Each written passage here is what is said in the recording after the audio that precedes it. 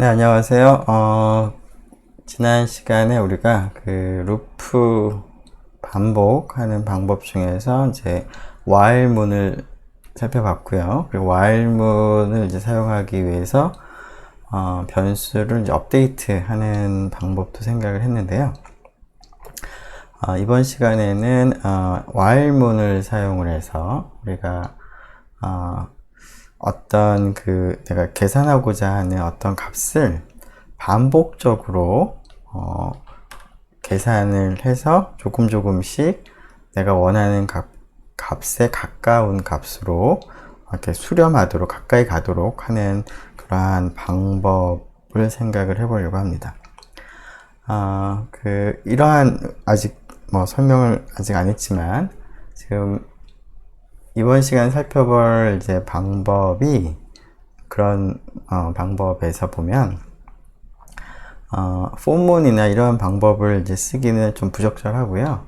왜냐하면 지금 포문은 반복하기 전에 몇 번 반복할지가 정해져 있는 경우에, 횟수가 정해져 있는 경우에 사용하는 것이 좀 간편합니다.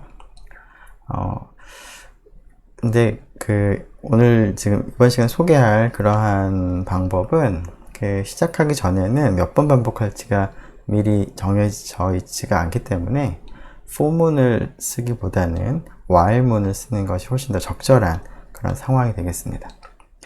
자, 우리가 지금 example로 살펴볼 문제는 스퀘어 루트, 즉 제곱근, 그 중에서도 양의 제곱근을 구하는 문제를 생각을 해보려고 합니다. 자, 예를 들어서 양의 제곱근 루트 2를 계산을 하겠다. 근데 루트 2를 그냥 이렇게 심벌로 쓰는 것이 아니라 소수로 표현하고 싶다. 즉 1.414 이런 식으로 표현을 하고 싶다. 그래서 이 값이 어떻게 되는지를 floating point number로 알고 싶다. 그때 그러면 어떻게 하면 알아낼 수 있을까 하는 그런 문제를 생각을 해보려고 합니다. 자, 물론 이제 여기 있는 루트 2 같은 경우는 무리수니까 이 소수 표현이 무한히 계속 나갑니다. 무한 소수가 되죠. 자, 근데 우리가 사용하는 파이썬에 사용하는 floating point number는 유한한 그러한 정보만을 가지고 숫자를 표현하는 것이기 때문에 모든 숫자를 다 표현할 수는 없습니다. 특히 이렇게 인피니트하게 가는 무한 소수는 floating point number로는 이제 표현할 수가 없는데요. 자, 우리가 원하는 것은 충분히 오차가 적은 루트에 가까운 그런 근사값을 계산하는 게 이제 목표가 되겠습니다. 자, 그러면 어떻게 하면 이 녀석을 구할 수 있을까를 생각을 하는데요. 자, 아마 여러분들이 1학년 때 일반 수학 시간에서도 아마 다룬 적이 있을 수도 있었을 것 같은데요. 뉴턴스 메소드라는 것을 이제 활용해서 우리가 원하는 값을 근사적으로 계산을 하려고 합니다. 자, 뉴턴스 메소드를 간단하게 얘기를 하면, 자, 뉴턴스 메소드는 어떤 함수의 y는 fx라는 함수가 있다고 하죠. 자, 이 함수가 0이 되는 x, 근이라고 부르죠. 루트라고도 부릅니다. 0이 되는 근을 찾을 때 사용할 수 있는 방법인데요. 자, 어떻게 하는지 이제 그림을 통해서 한번 살펴보죠. 자, 함수가 이렇게 생겼다 라고 하죠. 내가 원하는 값이 여기 있다. 알파라고 합시다. 자, 이 알파라고 하는 값을 근사적으로 찾기 위해서 알파가 대충 어느 정도 값이다 라는 것을 좀 미리 아는 게 필요합니다. 이 뉴턴스 메소드에서는. 자, 그 값을 initial guess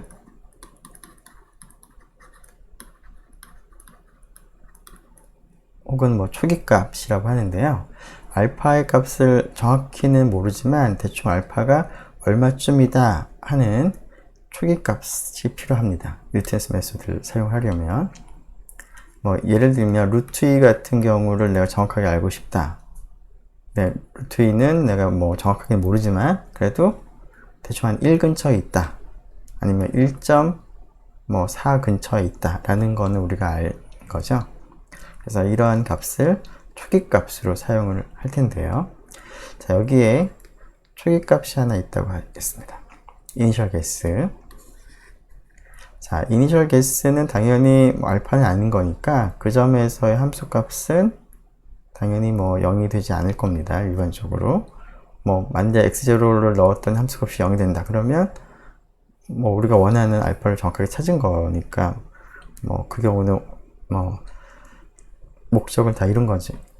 목적을 다 이룬 것이겠죠. 만약 그렇지 않다면 어떻게 하겠느냐. x0로부터 알파에 조금 더 가깝게 근접해보자 라는 아이디어입니다. 자, 어떻게 그러면 근접할 거냐. 자, x0에서 주어진 함수와 y fx와 비슷한 함수를 생각을 합니다. 비슷한 함수인데 이 x축과 만나는 점을 쉽게 계산할 수 있는 함수 중에서 이 fx하고 비슷한 함수를 찾겠습니다. 자, 그런 함수 중에는 제일 쉽게 생각해 볼 수 있는 것이 이 점을 지나고 이 곡선에 가까운 직선을 생각을 해보는 겁니다. 직선을 우리가 생각한다면 직선의 x축과 만나는 점은 우리가 단순하게 계산을 할 수가 있으니까요. 자, 그러면 이 점을 지나고 주어진 함수에 가까운 직선은 뭘까요? 네, 접선이 제일 가깝겠죠?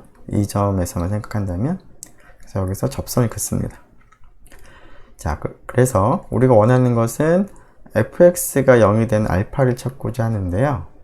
자, 직선이 함수랑 비슷할 테니까 직선이 x축과 만나는 점을 찾으면 얘하고 얘도 앞에서 생각한 x0보다는 조금 더 가까이에 있지 않을까라는 그런 아이디어입니다. 자, 이 값을 x1이라고 부르겠습니다. 즉, 처음에 x0로부터 출발해서 이 그림으로만 본다면 조금 더 알파에 가까운 값을 찾은 것이죠. x1. 자, 이렇게 x1을 조금 더 가깝게 찾았는데, 자, 여기에서 만족하지 말고 조금 더 알파에 가까운 값을 찾아보도록 하겠습니다. 어떻게 하면 좋을까요? 네, 앞에서 x0에서 했던 일들을 다시 x1에서부터 반복을 하는 겁니다. 즉, x1에서 함수 값을 생각을 해보니까 0은 아닐 것 같고, 그럼 이 점에서 지금처럼, 조금 전처럼 접선을 생각하고요. 만나는 점을 찾겠죠? x2라고 부르죠? 그럼 조금 더 알파에 가까워지겠습니다. 즉, 이 점에서 이 점으로 점점 알파에 가까워지는 것 같죠? 이제 반복하면 반복할수록 정확하진 않더라도 점점 접근하는 그러한 시퀀스를 우리가 생각을 할 수가 있겠습니다.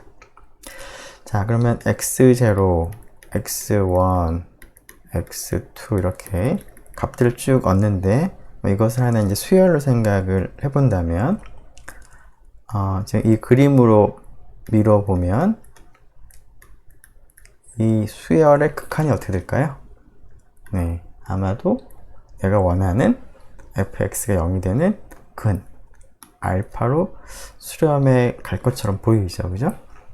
물론 이제 그림이 좀 예쁘게 그래프가 예쁘게 그려져야지 되겠지만, 자, 뉴턴스 메소드라고 하는 거는 지금 방금 설명한 것처럼 이니셜 개수로부터 접선을 생각을 해서 이러한 시퀀스를 만든 다음에 그 시퀀스가 내가 원하는 근에 가까이 갈 거다 라는 생각에서 만들어진 방법입니다. 물론 이제 함수가 어떤 함수냐 아니면 초기값이 어떠냐에 따라서 이게 성립할 수도 있고 성립하지 않을 수도 있습니다. 그런데 그 뉴턴스 메소드를 실제로 여러 함수에 적용해 보면 꽤 그 많은 함수에 대해서 원하는 값으로 수렴을 잘 합니다. 자, 이 방법을 적용을 하려면 그 반복하면서 값이 이제 바뀌죠. 그래서 극한값은 뭐 알파가 된다고 하더라도 우리가 무한히 많이 반복할 수는 없으니까 뭐 10번이면 10번, 100번이면 100번 이렇게 반복하고 이제 종료를 해야 합니다. 무한히 계속 이런 일을 반복하고 있으면 뭐 값을 계산하지 못하고 시간이 계속 무한히 흘러가니까. 자, 그래서 설사 극한값이 알파라고 하더라도 극한값을 계산하는 건 아니고요. 계산할 수도 없고요. 자, 이런 경우라면 충분히 큰 스몰 n을 택해서 라지 n을 택해서 예를 들어서 한 100을 택해서 이 값으로 내가 원하는 알파에 대한 근사값으로 얘를 택합니다. 근데 아무 때나 이렇게 택하는 건 아니고 내가 원하는 알파하고 x100하고 어느 정도 작아지면 예를 들면 0.00001 이하가 되면 물론 이제 그걸 판단하기 위한 여러 가지 방법이 필요할 텐데요. 자, 이렇게 되면은 더 이상 반복 안 하고 이 정도면 충분해 라고 하고서는 멈추고 알파에 대한 근사값으로 이 값을 우리가 택하는 겁니다. 자, 근데 이렇게 택하려면 x0, x1, x2가 어떻게 계산되는지 그 관계식을 좀 알아야 될 텐데요. 자, 관계식을 일반적으로 계산하기 위해서 xn과 그 다음에 있는 xn 플러스 1의 관계를 보죠. 자, xn에서 출발하면 올라가서 접선을 긋고 x축과 만나는 점을 찾으면 그게 xn 플러스 1입니다. 자, y는 fx니까 접선의 방정식이 어떻게 될까요? 접선의 식은 여기 접선의 식은 자, y는 기울기가 f 프라임 xn이 되겠죠? 지나간 한 점이 이 점을 지나가니까 이 점은 x좌표가 xn, y좌표가 fxn이 되겠죠? 자, 이 직선이 x축과 만나는 점을 찾습니다. 그런 x를. 자, 이 계산은 단순한 뭐 덧셈, 뺄셈, 나눗셈만 가지고 할 수가 있습니다. 자, x를 찾기 위해서 자, 어떻게 할까요? 얘를 이항하고 얘를 나누는 거죠. 즉 x는 fxn을 마이너스를 붙이고 f 프라임 xn을 나눠줍니다. 그런 다음에 마이너스 xn이 이제 이항이 되는 거니까 xn이 됩니다. 자, 그래서 이제 이 녀석이 바로 얘니까 이 식을 다시 써보면 xn 플러스 1은 xn 마이너스 f xn f 프라임 xn 이런 관계식으로 xn으로부터 xn 플러스 1이 계산이 되는 그런 관계에 있습니다.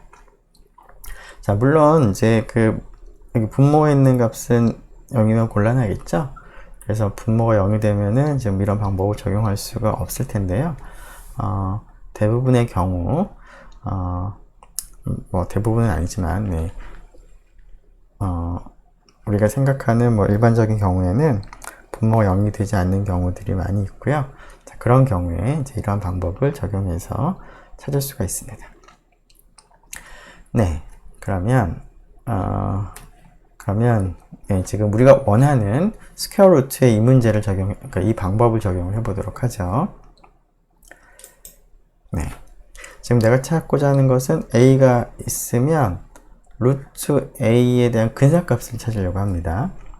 자, 루트 a의 근사값을 뉴턴스 메소드를 써서 쓰려고 하는데 뉴턴스 메소드는 조금 전에 얘기한 것처럼 방정식의 근을 찾는, 방정식의 근을 근사하는 그런 방법입니다. 따라서 루트 a를 어떤 방정식의 근이라고 우리가 간주를 해야지만 뉴턴스 메소드를 적용할 수 있습니다. 적용해서 루트 a의 근사값을 찾을 수가 있는 것이죠. 자, fx를 뭘로 하면 루트 a가 방정식의 근이 될까요? 자, 루트 a는 제곱 빼기 a 라고 한 함수를 생각하면 이 함수가 0이 되는 근이 되는 것이죠. 물론 근은 이제 양근도 있고 음근도 있지만 일단은 뭐 루트 a가 이거의 이제 근이 되긴 합니다. 자, 그림을 그려보면 이렇게 되는 거죠. 여기가 루트 a, 마이너스 루트 a. 여기가 지금 y는 x제곱 마이너스 a가 되겠습니다. 자, 그래서 우리가 루트 a, 그 양의 제곱근을 찾고 싶다 그러면 양의 제곱근 근처에서 이니셜 개수를 출발해서 거기서부터 이렇게 내려오면 되는 거죠. 이렇게 반복하면 아마도 그림이 예쁘게 지금 그려진 것 같고요. 아마도 이 근처에서 출발하면 내가 원하는 값으로 양의 제곱근으로 이렇게 수렴을 할 것 같습니다. 자, 그러면 앞에서 했던 그 수열이 얻어지는 과정을 이 함수에 적용을 해보면 어떻게 될까요? xn 플러스 1은 어떻게 된다? xn 마이너스, 자, fxn이니까 xn 제곱 마이너스 a, 분모는 미분해서 생각을 하면 되는 거니까 2배의 xn이죠. 자, 얘는 xn에 이렇게 나눗셈 하면 얼마인가요? 마이너스 2분의 1 xn이죠. 이렇게 하면 더하기 2xn의 a가 되는데, 자, 여기는 2분의 1이 되는 거니까 2분의 1 xn이 되는 거니까, 자, 2분의 1이 공통적으로 묶어내고 앞에는 xn, 뒤에는 a xn이 되겠습니다. 즉 처음에 x0가 있다면 이 값으로부터 그 다음 값은 어떻게 계산할까요?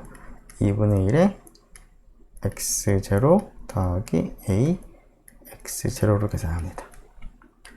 자, 그래서 이 값을 x1이라고 부른다면 그 다음 값은 2분의 1에 x1 a x1으로 이제 계산을 하는 것이죠. 그런 식으로 계산을 합니다. 자, 이 과정을 지금 xn 플러스 1이 아니라 xn을 그냥 x로 쓰고 xn 플러스 1을 y로 쓴다면 이 식이 되겠습니다. 여기다가 쓰죠. y는 2분의 1의 x분의 a.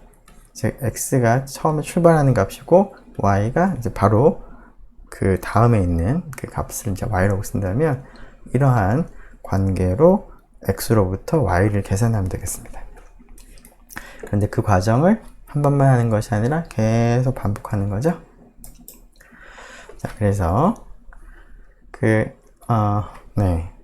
이니셜 개수 에스티밋을 하나 택하고 초기값을 여기서 x라고 둔 겁니다. 그런 다음에 x보다 조금 더 내가 원하는 값에 가까운 값, better estimate을 계산하는 방법이 뉴턴스 메소드를 적용하면 이 값이 되는 거죠. 그래서 그 값을 y라고 여기서는 쓴 겁니다. 자, 실제로 정말 그런지 한번 계산을 한번 해보죠. 자, 우리가 원하는 값은 일단 테스트를 해보기 위해서 이 알고리즘이란 말은 나중에 나오니까 이 뉴턴스 메소드가 잘 워킹하는지 잘 작동하는지를 알기 위해서 답을 이미 알고 있는 a를 하나 생각하죠. 즉 여기서는 a를 4로 택하겠습니다. 그럼 답이 얼마인지 아는 거니까 뉴턴스 메소드를 적용해서 내가 원하는 답이 잘 나오나 한번 확인을 해보려고 a를 4로 택했습니다. 네, 그러면 a를 4로 어사인을 하고요. a에다가 4로 어사인하고, 자, 초기값을, 네, 아까 그 이니셜 개수가 필요하다고 그랬는데, 물론 이제 우리가 답을 정확하게 아니까 뭐 1호부터 출발할 수 있지만, 뭐 그렇게 되면은 이 뉴턴스 메소드를 뭐 이렇게 수행할 의미가 없는 거죠. 그래서 대충 이제 근처에 있는 값을 하나 선택하는데, 여기서는 3을 택했습니다. 자, 그런 다음에 이 관계식에 의해서 y를 계산한다는 값을 확인해 봤더니 2.166. 자, 내가 원하는 값은 답을 알고 있죠? 2죠. 4. 자, 출발을 여기서 했습니다. 3. 그랬더니 뭐가 나왔나? 2.1. 얼마. 되게 가깝게 왔죠. 그죠? 자, 그런데 이 값을로 이제 만족하지 말고 조금 더 내가 반복을 하면 조금 더 가까운 값을 구할 수가 있죠. 자, 그럼 y 값을 가지고 다시 이 값을 계산하려면 어떻게 하면 좋을까요? 물론 이렇게 써도 됩니다. y는 a, y 뭐 나누기 2. 그런데 이렇게 하지 말고 이렇게 하죠. 원래 코드를 그대로 활용한다는 입장에서 x 값을 새로 계산한 y 값으로 어사인을 합니다. 그리고 나서 이 코드를 다시 반복해서 씁니다. 이렇게 그러면은 기존의 x 값이 3이었다가 y를 계산한 다음에 어사인을 해주게 되면 x 값이 y 값으로 업데이트가 되는 거죠. 그리고 이 코드를 실행하면 그 업데이트된 값으로부터, 즉 이 값으로부터 한 단계를 더 진행하는 값이 y가 됩니다.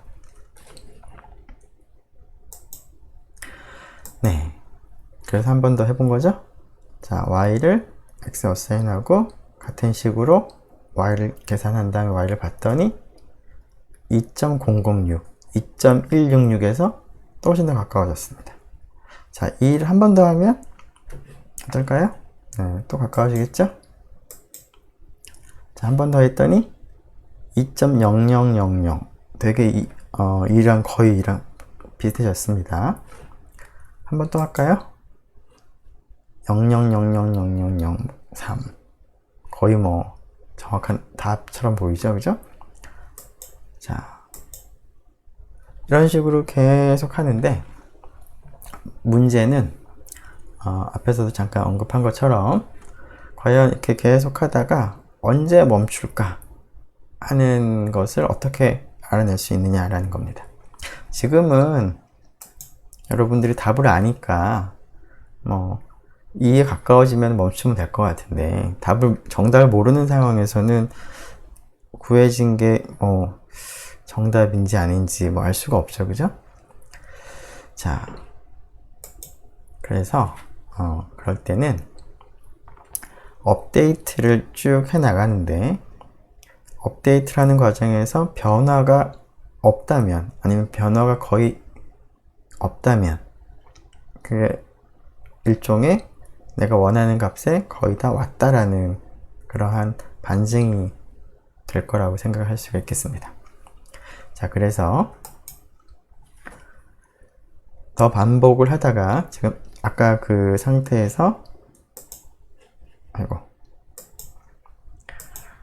이 상태에서 한 번 더 반복을 하면 y 값이 2.00003에서 1로 바뀌는데요. 그 상태에서 한 번 더 반복하면 y 값이 변화가 거의 없습니다. y 값이 변화가 없다는 얘기는 더 이상 가까이 갈 수 없을 정도로 가까이 갔다 라는 거니까, 언제 멈추느냐 라고 하는 것은 일종의 스타핑 룰인데요. 더 이상 변화가 없을 때 멈추면 되겠습니다.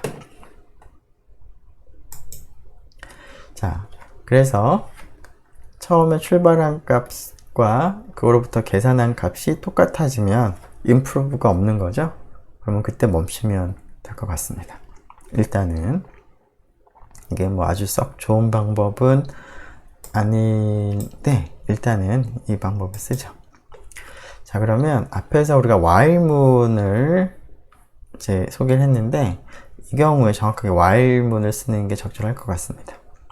그리고 스탑을 하는 그 조건이 언제 만족될지 모르는 상황에서니까 그 while문에는 그냥 true라고 하고 while문의 body에서 내가 원하는 조건이 만족했는지를 확인하고, 그래서 확인이 되면 브레이크를 해서 멈추고, 그렇지 않으면 그 x 값으로부터 y 값을 계산한 다음에 이 y 값을 새로운 x로 업데이트를 하고 다시 반복을 하는 거죠.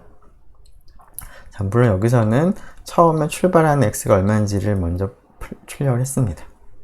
그리고 x로부터 계산한 업데이트된 y 값을 계산하고, 그 사이에 변화가 없으면 충분하다. 그러고서 이제 멈추는 거죠.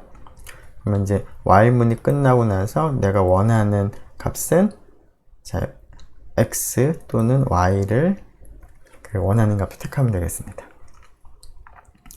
자, 물론 이제 y가 한 번 더 계산이 된 거니까 뭐 y를 보통 많이 택하기도 합니다. 자, 그런데 만일에 이제 조건이 만족하지 않으면 다시 새롭게 계산된 y로부터 다시 출발하는 거죠. 그래서 x 값을 업데이트를 하고 위로 올라가서 새로 구해진 x, 그게 사실은 그 전에 구해진 y인데 그것을 출력을 하는 거죠. 그러고 나서 비슷하게 반복합니다. 자, 그래서 이제 스탑핑 룰로, 스탑핑 컨디션으로 지금 업데이트를 할 때 변화가 없으면 멈추겠다라고 했는데요. 이 얘기를 할 때 일단 이렇게 하자고 얘기를 약간 부정적으로 했는데, 그 이유는 사실은 이렇게 확인하는 것은 매우 위험합니다. 그 이유는 뭐냐면 x하고 y들은 인티저가 더 이상 아닙니다. 계산을 하는 과정에서. 이런 값들은 floating point number입니다. floating point number는 모든 값을 정확하게 표현을 못하기 때문에 x하고 y가 실제로 같다고 하더라도 오차가 생겨서 서로 다르게 판단이 될 수도 있습니다.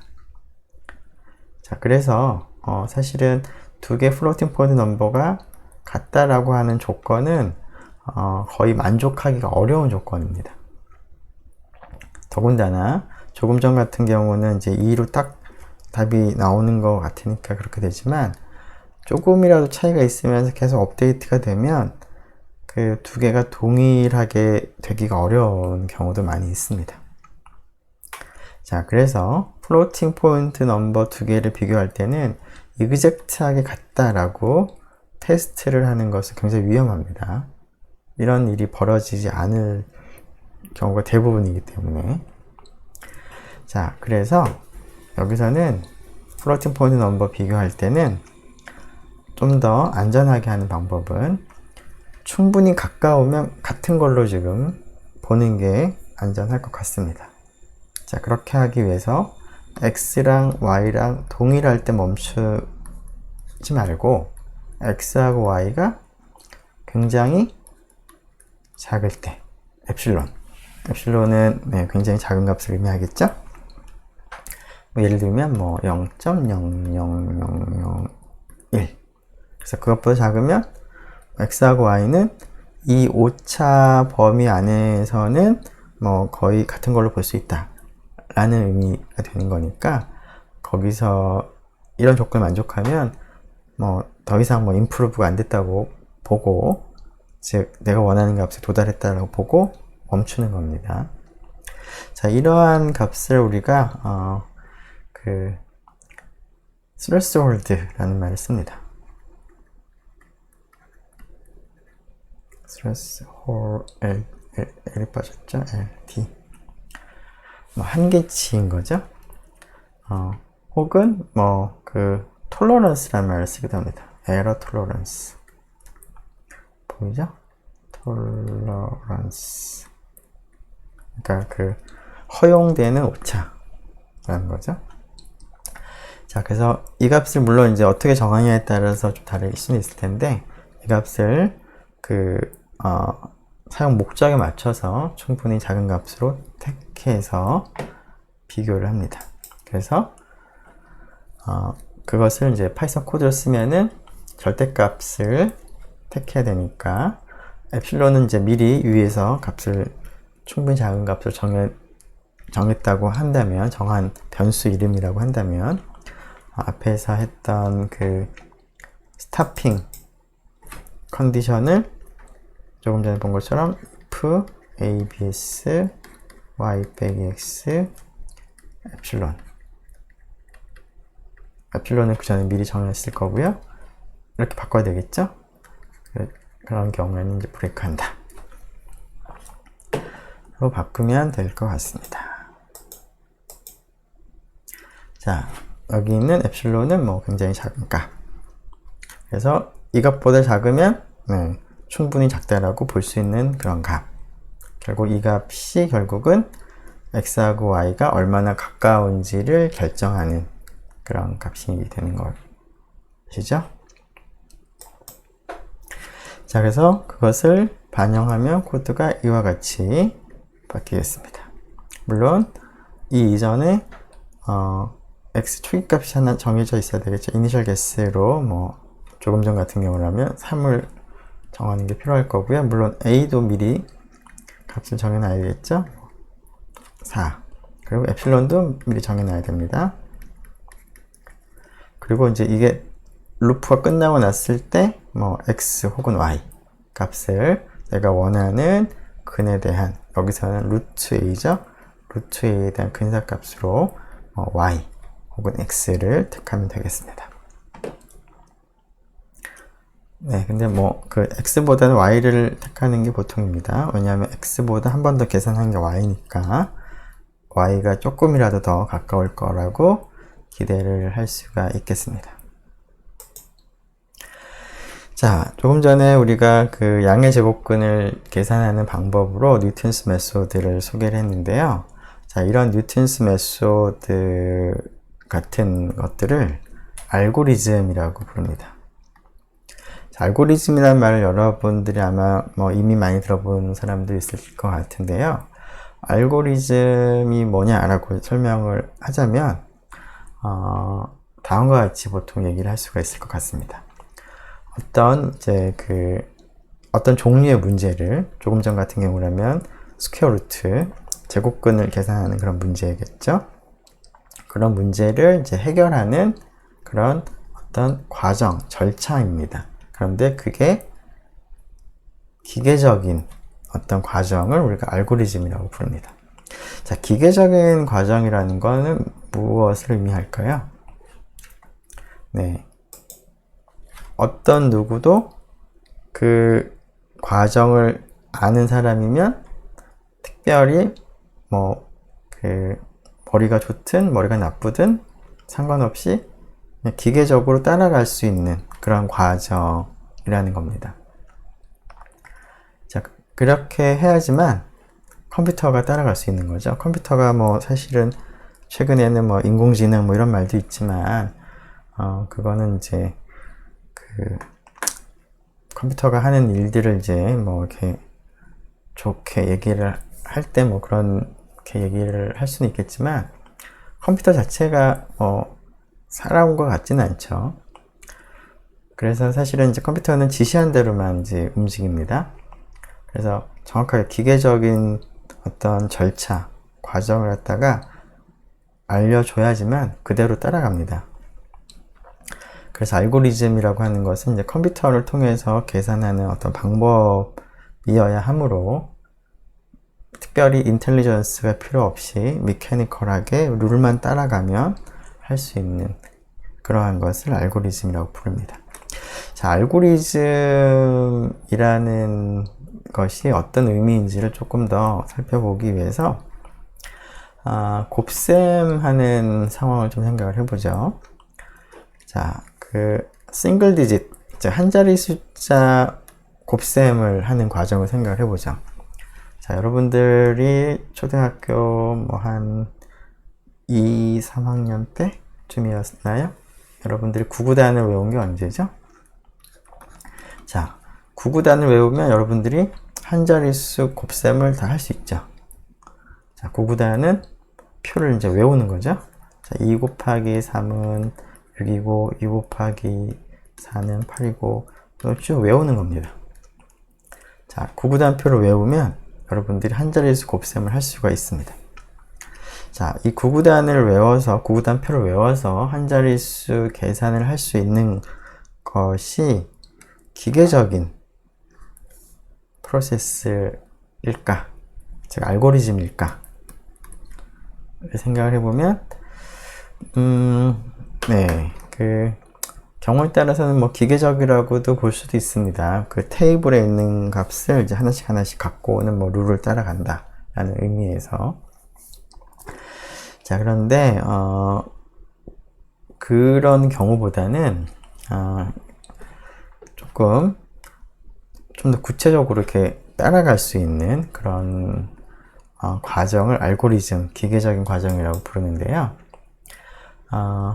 그 테이블을 외워서 하는 것은 어떤 알고리즘이라기보다는 그냥 지식인 거죠. 그냥 어떤 암기를 통해서 갖고 있는 거죠. 물론 그 지식을 가지고 오는 그 과정을 뭐 알고리즘이라고 볼 수도 있는데, 뭐 이 경우는 알고리즘이라고 보통 보지 않는 경우들이 많이 있죠. 자, 그런데 한 자릿수 곱셈을 그 구구단을 외워서 하는 것이 아니라 다음과 같이 한다라고 하죠. 물론 다 얘기는 안 하고요. 그 n이 한 자릿수인데, 즉 1부터 뭐 9 정도 사이에 있는 자연수인데 n 곱하기 9를 외워서 하는 것이 아니라, 표를 보고서 외워서 하는 것이 아니라 다음과 같이 한다고 하죠. 자, 이 녀석을 계산을 하면 앞에 그 1의 자리 숫자는 10의 자리 숫자는 n-1을 쓰고, 그 다음 1의 자리 숫자는 10-n을 써라 라고 이제 그 절차를 알려줬다고 하죠. 그러면 계산을 잘 할 수 있는지를 떠나서 일단은 기계적으로 이제 결과를 얻는 그 과정을 알려준 겁니다. 자, 물론 이 과정이 정확하죠? 예를 들어서 3 곱하기 9다 할 때 어떻게 계산하라는 얘기인가요? 자, 3에 대해서 3 빼기 2를 쓰고, 그 다음에 1의 자리에는 10 빼기 3, 7을 쓰란 얘기죠? 하나 더 해볼까? 6 곱하기 9를 할 때는 10의 자리는 6에서 1을 빼라, 5. 그 다음에 1의 자리 숫자는 10에서 6을 빼라, 4. 자, 이러한게 알려줬다면 이것이 앞에서 얘기한 경우보다는 알고리즘이라고 볼 수가 있겠습니다.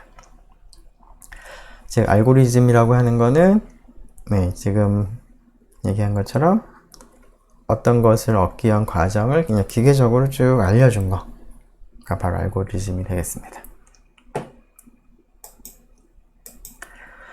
네, 이러한 알고리즘에는 여러분들이 이미 그 알고리즘이라는 말 없이 배운 것도 있는데요.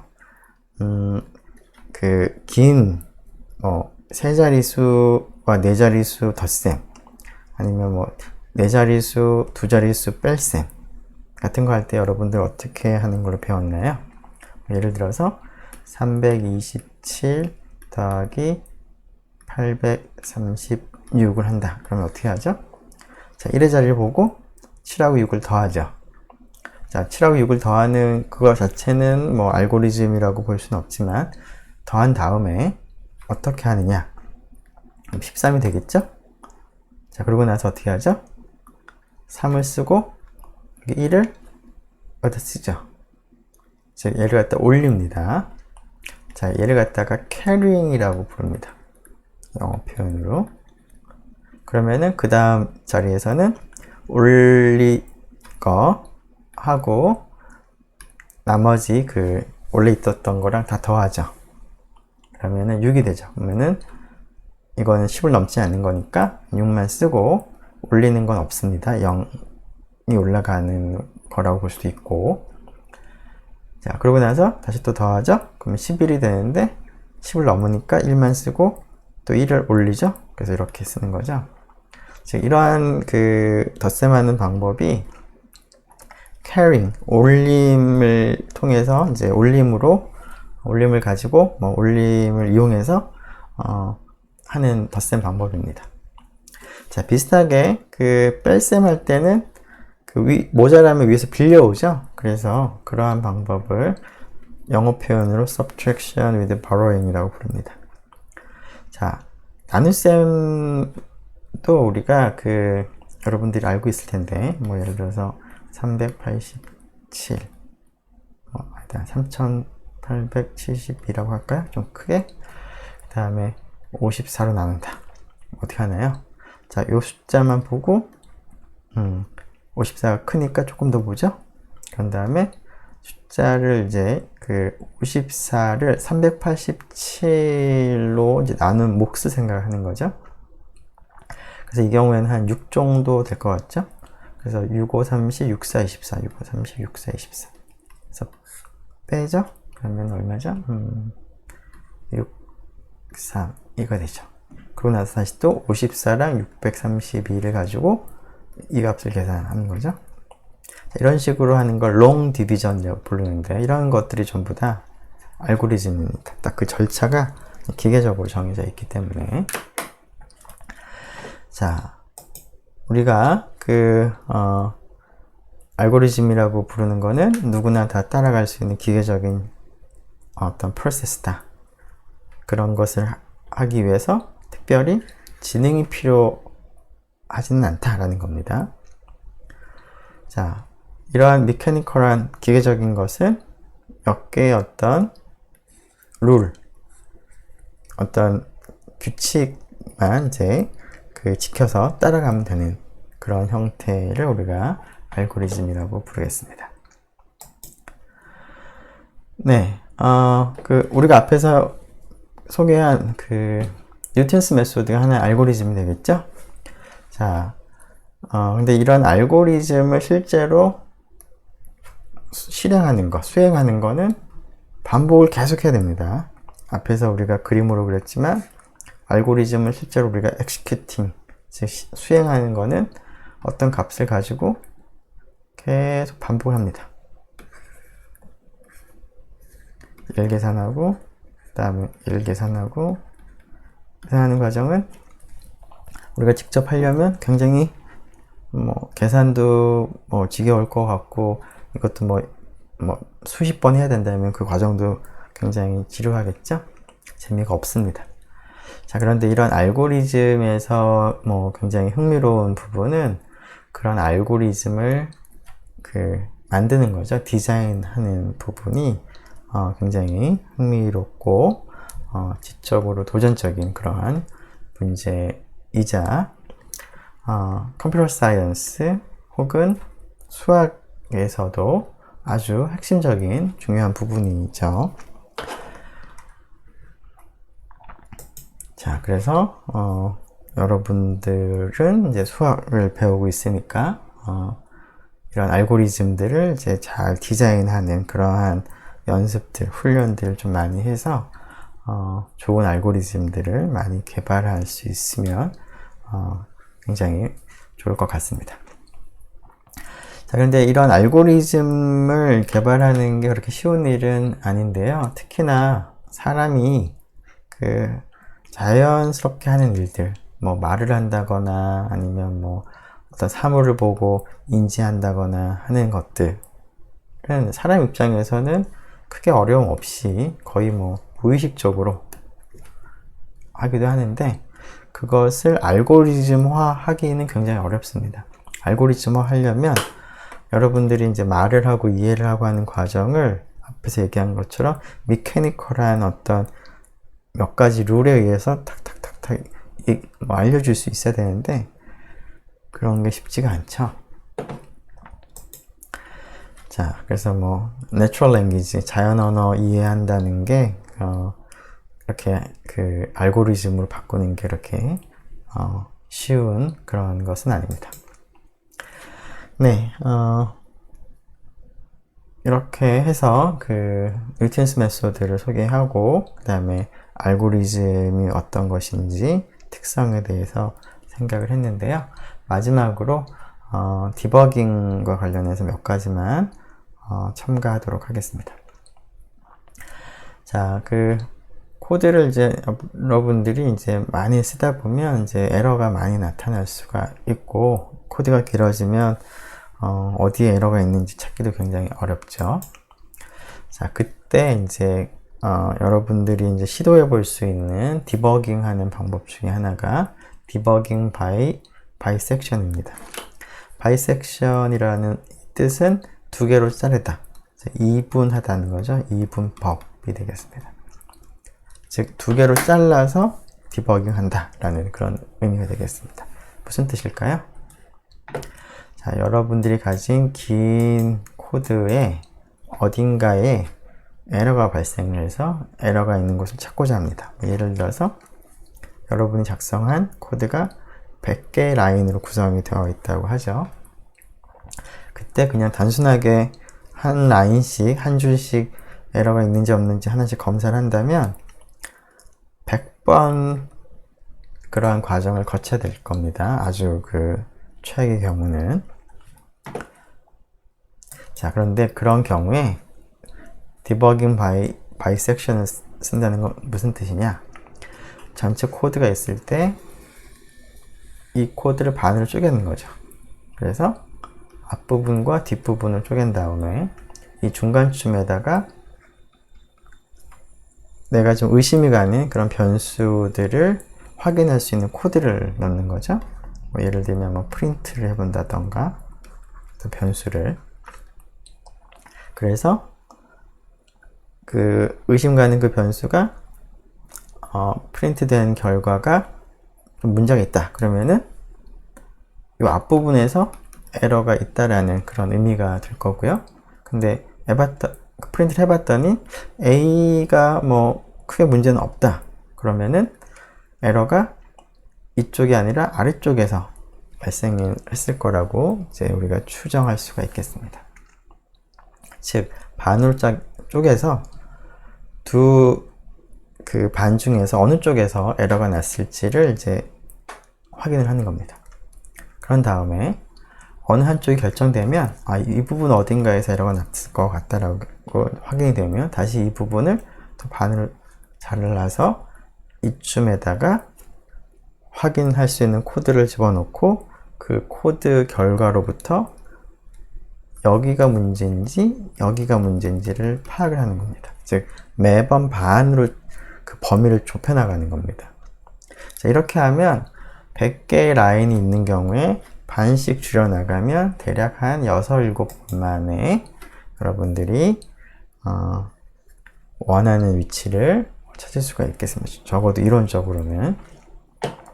자, 이러한 방법을 디버깅 바이 바이섹션이라고 부르는데요. 근데 이러한 방법에서 문제는 코드가 있을 때 반으로 쪼개는 위치가 뭐냐. 자, 100개의 라인이면은 50번째 라인까지를 하나로 보고 그 다음 50개의 라인을 하나로 볼 거냐 라는 겁니다. 자, 그렇진 않겠죠? 네, 이게 물리적으로 딱 겉으로 보는 그 라인 수로 봐서 반을 쪼갠다라기보다는 여러분들이 이제 코드를 보면 대충 의심이 가는 부분들이 있을 겁니다. 그래서 의심이 가는 부분들을 보고 에러가 나타날 법한 곳들을 보고 예를 들어서 지금 여기가 굉장히 높은 확률로 에러가 나타날 것 같고 대충 개수긴 하겠지만 여기는 적은 확률로 될 것 같다. 그러면 한 이쯤 잘라 가지고 여기서 우리가 발생할 확률과 여기서 우리가 발생할 확률이 반반 정도가 되는 그 위치를 이렇게 선택을 하는 것이 좀 더 바람직하겠습니다. 자, 그래서 확률적으로 비슷한 정도의 확률로 에러가 나타날 거라고 생각되는 곳을 기준으로 자른 다음에 여기에다가 확인할 수 있는 코드, 그러니까 책이라고 이제 부르죠. 확인할 수 있는 것을 이제 넣고 그런 다음에 이제 그 결과에 따라서 이제 위쪽인지 아래쪽인지를 이제 결정을 하면 되겠습니다. 물론 이제 이런 결정에서 어디서 에러가 났을까 하는 확률도 고려해야 되겠지만, 우리가 이제 확인하는 코드를 집어넣기 때문에 확인하는 코드를 또 넣기가 쉬워야 됩니다. 그래서 그런 것들을 이제 고려해서 여러분들이 바이섹션 방법을 사용하면 좋을 것 같습니다. 네, 이것으로 7장에 있는 내용을 마치도록 하겠습니다.